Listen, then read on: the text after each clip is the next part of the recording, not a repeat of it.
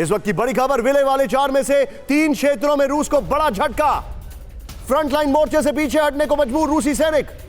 Kremlin ने भी रूसी सैनिकों के हटने की पुष्टि की। विलय वाले इलाकों के बॉर्डर पर कंफ्यूजन में क्रेमलिन। यह बहुत बड़ी खबर है। पुतिन की मिसकैलकुलेशन, क्रेमलिन को बड़ा कंफ्यूजन। हम ये इसलिए कह रहे हैं क्योंकि पुतिन ने जल्दबाजी में एनेक्सेशन तो कर दिया, लेकिन अब एनेक्सेशन पर क्रेमलिन में बहुत बड़ा कंफ्यूजन खड़ा हो गया है, जो कि शायद आज जब उनकी संसद में पूरा इसके ऊपर क्लैरिफिकेशन आ चुका है, इसके ऊपर मत दे दिया गया है, तो शायद ये कंफ्यूजन दूर हो जाए। लेकिन कंफ्यूजन है। कंफ्यूजन क्या है वो हम आपको आगे दिखाने वाले।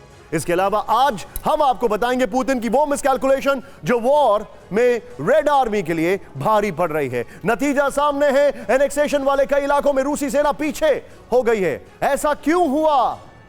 पुतिन ने कौन सी वो 2 बड़ी गलती कर दी जिसने मॉस्को को 7 महीने की जंग में बैकफुट पर लाकर खड़ा कर दिया? तो हम पुतिन की पूरी मिसकैलकुलेशन और क्रेमलिन में खड़े हुए कंफ्यूजन को आज डिकोड करने वाले हैं, पहली बार इंडियन टेलीविजन पर। अब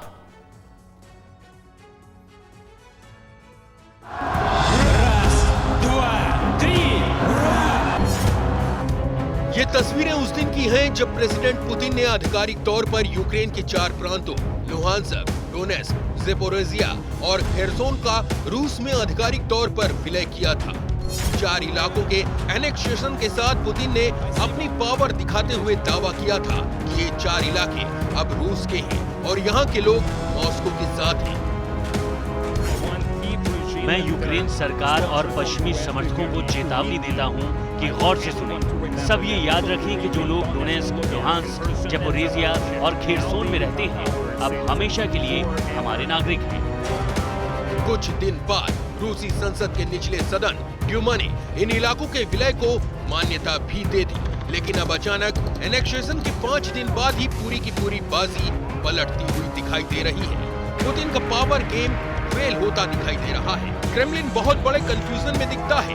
इसकी जो सबसे बड़ी वजह सामने आई है वो ये कि यूक्रेनी सेना के हाथों रेड आर्मी को लगातार पटखनी मिल रही है। ज़ेपोरिज़िया, खेरसोन में रूस का पूरी तरह कब्जा नहीं है।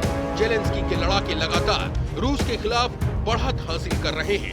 डोनेस्क के लीमन में तो यूक्रेनी सैनिक अपना झंडा तक फहरा चुके हैं। खेरसोन, खार्किव, ज़ेपोरिज़िया समेत कई जगहों पर रूसी सैनिकों को फ्रंट लाइन से पीछे खदेड़ रहे हैं। हालात ये हो गए हैं कि क्रेमलिन ने खुद स्वीकार किया कि उसे विलय वाले इलाकों के बॉर्डर का पता नहीं है।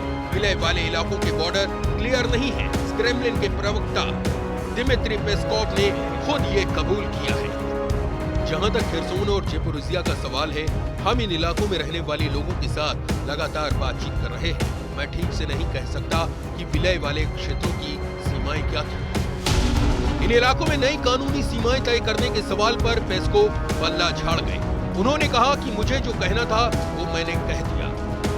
पेस्कोव का बयान बताता है कि क्रेमलिन ने बहुत हड़बड़ी और जल्दबाजी में इन इलाकों को जबरन अपने साथ कर लिया।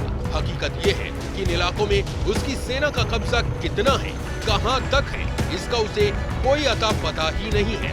अब इसको लेकर खुद रूस में पुतिन के फैसले की आलोचना हो रही है। पार्शियल मोबिलाइजेशन के बाद एनेक्सेशन के फैसले और बॉर्डर को लेकर सामने आ रहे कंफ्यूजन ने क्रेमलिन की किरकिरी करा दी है। देखिए, एक बहुत बड़ा सत्य क्या है? वो बहुत बड़ा सत्य यह है कि आज की तारीख में पुतिन जो है या रशिया जो है, उसने कोई भी बहुत बड़ा युद्ध नहीं लड़ा है 1999 से लेकर अभी तक। 99 में येल्सिन ने पुतिन को जिम्मेदारी दी थी चेचनिया की। उसके बाद से अभी तक पूरी रशिया की मिलिट्री माइट विद आर्टिलरी कभी इस्तेमाल ही नहीं हुई।